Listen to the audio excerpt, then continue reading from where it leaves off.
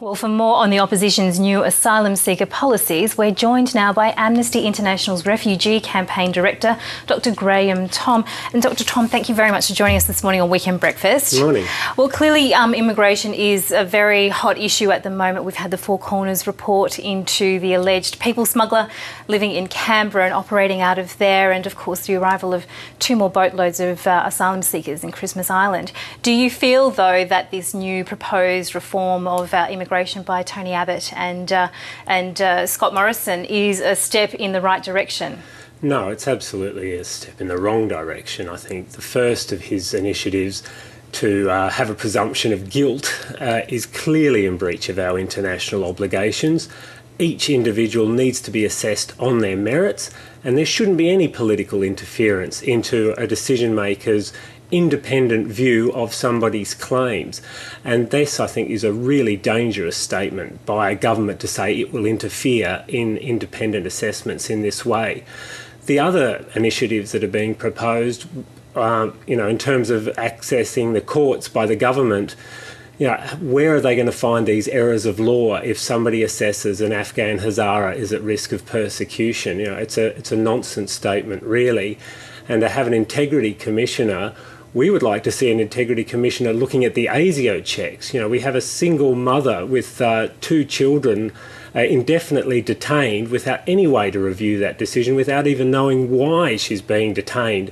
Where is the integrity commission on those assessments? The Department of Immigration is already looking at its own internal processes. We don't need that level of bureaucracy there. Do you concede, though, that given that, particularly the Four Corners story into Captain Emad, as he's been referred to, and his ability to be under investigation, to be suspected of being involved in people smuggling and still pass through the process, do you not agree, though, that there needs to be extra measures in? Well, I think there are measures that are already there, and I think those measures are already being implemented. This is an international system. This is not something that's different from any other country anywhere else in the world. I don't think the measures that the opposition has announced will make any difference at all.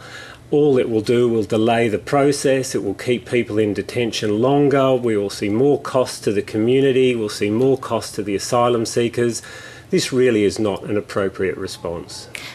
Scott Morrison has been reported as saying that this will be something, though, to restore public confidence in the system. Do you agree that there is a lack of confidence in how Australia handles its border security? And if so, is this the right way to go about it? Well, I think there's a lack of understanding, and I think that's where the real problem is. We need to remember the numbers are still incredibly small by Australian standards, small by international standards. To say we need greater integrity in the smallest component of our entire immigration program, and somehow that's where more fraud is occurring, without providing any proof of that is, I think, very dangerous, because it does undermine confidence in what's going on at the moment and how the processes are happening.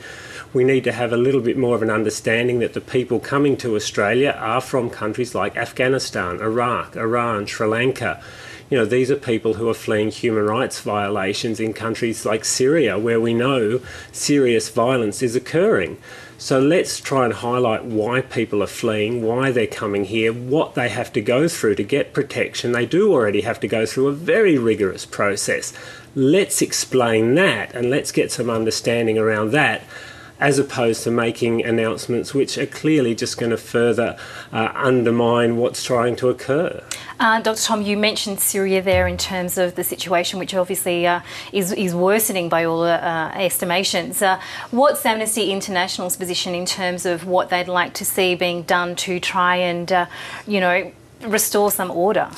Well, really, we need to see both Russia and China stop blocking the Security Council. It's the Security Council's hands are absolutely tied at the moment. We need to be able to bring these people who are committing the violence to the International Criminal Court. That's being blocked. We need to have arms stop being sent. In the last 14 months, over $3.8 billion of weapons have been sent to the Syrian government. We have no way of knowing how they're being used, although we're seeing how they're being used. That needs to be stopped, and we need the Security Council to be able to be effective in doing that. Dr. Graham Thom, thank you so much for your time this morning. Pleasure, thank you.